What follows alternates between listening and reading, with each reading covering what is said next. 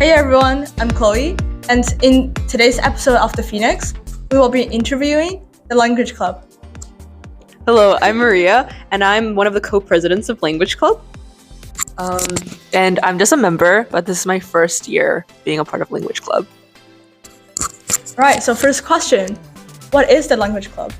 So the Language Club started kind of as, it kind of started from one of my passions for learning languages. And I've always really enjoyed languages like French and Spanish. I took them in school. But I found that in school, one of my biggest problems with learning the languages is that I never got any practice with native speakers. So I started Language Club as a way for myself and other people in the school to find language exchange partners much more easier. And then it kind of grew into also like sharing culture, sharing like different media from around the world, like films and literature that I find interesting. And so it kind of became this. Yeah. And for you, how did you find out about this club? Well, Maria, the president, is my friend. So I learned about it from her. But also like just knowing Maria personally, she's always been really, really interested in learning new languages. And I've always really appreciated that passion about her. And so it made me more inclined to want to join Language Club, which is why I did. And it was good. All right, that's a really great answer. So on to the second question. How did everything start? So as I mentioned before, the club kind of started as like a hobby and a passion for learning languages. And then I started like how you start most clubs. I went up to like my sponsor teacher and I kind of asked her about it. Like, what do you think of this idea? What do you think this will work? And that's kind of where I went from there. But then when I actually started in September of grade 11, I realized it was a lot more work than expected. And I had a lot more members than I expected as well. And so I had to find a way how to organize everyone so that everyone had a language partner. And as well, that's where I started recruiting other executive members because I realized this can't be like a one person type thing for me to sustain this like big idea. Yeah, I guess one of the things that I really appreciate about Language Club, and the one thing that I don't see in other clubs, is just how organized it is. Like every club meeting, Maria always has a song ready to play, always has lessons planned out for us, and even like funny little jokes or like riddles in different languages. So it's like very prepared, and it really feels like it's almost kind of like a session. It's like a real session of learning a new language and learning about a new culture, which I really appreciate. So the one thing I found like really nice was that Language Club doesn't only focus on language, it focuses on culture. Mm-hmm. That's even more important than learning about just the language.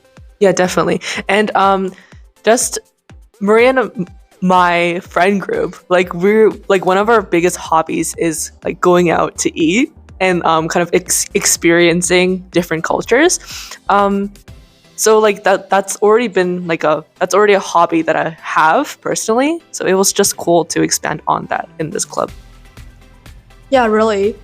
As a member myself, I'd often find this club really relaxing. I feel like the other clubs that I've been to, they in a way are sort of professional, while this club is pretty chill, and every meeting is just like group members chatting.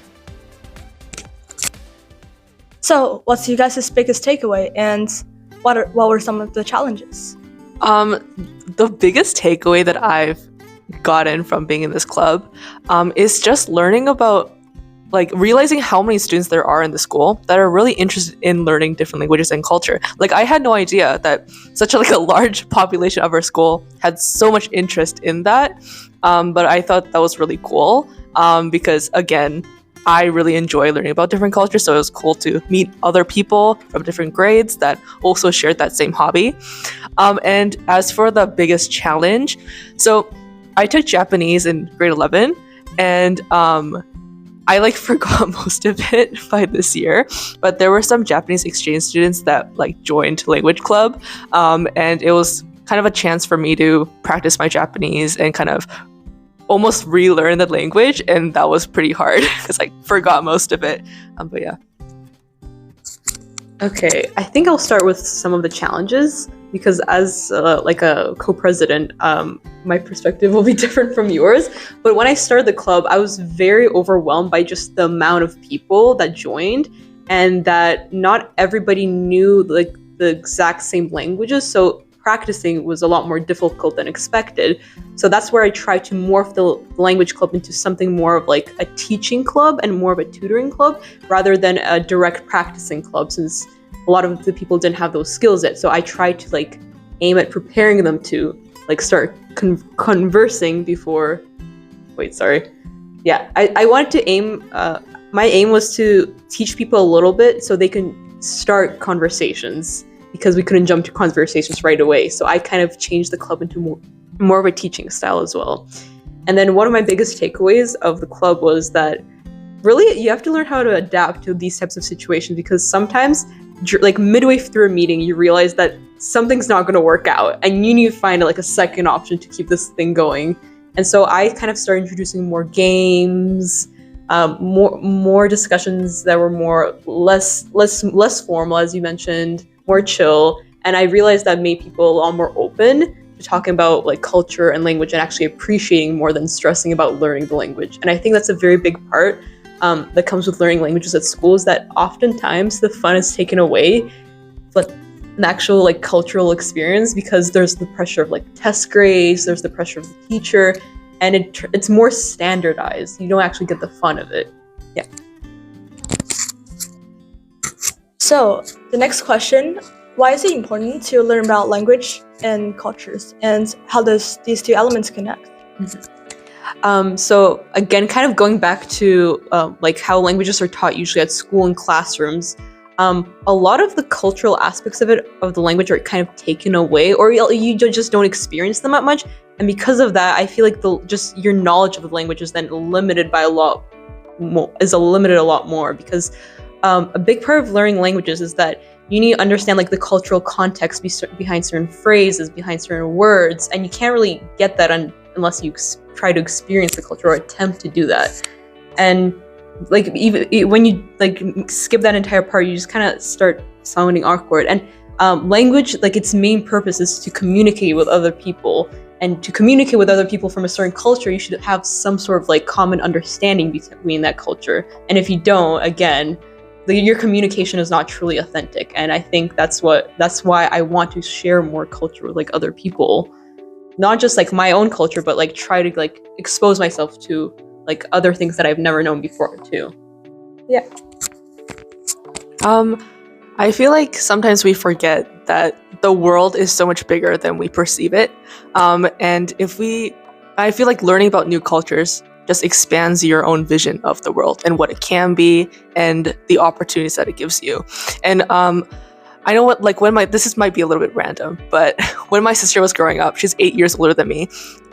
When other Asian cultures, other cultures weren't as appreciated as they were now, and it's just I find it very interesting, because in my generation now, we really love and appreciate culture, and I think what is more cool than that, to learn about other cultures, other languages, other foods, different cultural events. And yeah, I think that's what makes individuals special, and what makes us kind of a bigger minded person. Yeah, I feel like it's almost like when you're playing video game, as you're learning about like different cultures, you're unlocking different maps, and in the end you have like this map of basically the world. Right. Like when you're learning a language, let's say in class, it's kind of like it's flat, right? There's no deeper understanding of it. When you learn about a culture, everything feels more. Also, there's just I like what Maria was saying. Like, you can't truly understand the context of a conversation without truly understanding the language. Like in class in English, we often read works in translation, and the truth is that we'll never even though we do like a deep analysis of those works, we'll never get the true understanding of what the writer is trying to say, because we don't know the language. And I think it's really interesting. Yeah, a little bit. Another thing about learning like languages at school in a classroom is that The main purpose of learning a language, at least that like what I've always thought at school, is that you learn a language at school and then you go out into like the real world, and that's where you're like putting it to practice. But putting into practice at school is not the same as putting into practice like somewhere on the other side of the world. So that's why learning languages shouldn't be kept in like the vacuum of a classroom, because like it's a very like I feel like more sterile environment. It's a much more like conditioned environment to like learning things that you're expected to know for a test, rather than expected to actually talk to another human being or a friend. Like I could like use my grocery vocabulary and we can have such a productive conversation with you right now. So that's why it's important to learn other things like besides like what school has provided for you. Like just go a bit beyond that. Oh, sorry. Right. So what's some tips that you might give to language learners? Okay, so I think one of the biggest tips is like most importantly, you'll learn a language better if you actually enjoy it and have fun. So I think you need to find what you like about the language. Do you like how it sounds? Do you like maybe like movies made in that language? Do you like books that are like written in that language? What do you like about that language specifically? And then like second, put that language that you learn to practice, even if it's really limited. Like go out of your way, try to find friends who speak that language. I have like quite a few online friends who speak French that I practice my French with. So that's how I like put my French to practice and got more that's how I prepared for my oral exam actually last year for French. And then find again like books, movies, things to actually like immerse yourself into the language and culture, and like try getting it try incorporating into part of your routine, into your daily life. Because let's say the reason you know English is because you use it every day and it's like useful to you. So find a way to make that language useful to you. Yeah, I was going to say the exact same thing. Really integrating that language into your personal life. When I was preparing for my Japanese exam, I listened to Japanese podcasts 24/7. Like I would fall asleep to it. I would listen to it on the way to school, and just like not only like learning new vocabulary, but just getting used to it is really helpful. And I think the second tip I would have is to just not be afraid to like embarrass yourself a little bit. Like again, when I was practicing my Japanese with like other language club students who are actually fluent in Japanese, it was pretty embarrassing because I was so bad at it. But at the end of the day, you're learning something, so it's a good thing. Also, my Japanese teacher, like she made us interact with real Japanese students, and they would like learn English, we would learn Japanese, and that was a really cool way for us to try to learn how to communicate with each other and learn the language. All right, thank you guys. So that will be it for this episode of The Phoenix. Well, I'll see you guys next time.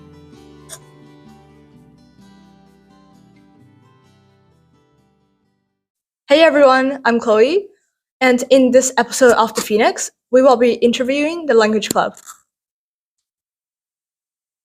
You're not going to introduce yourself? Oh.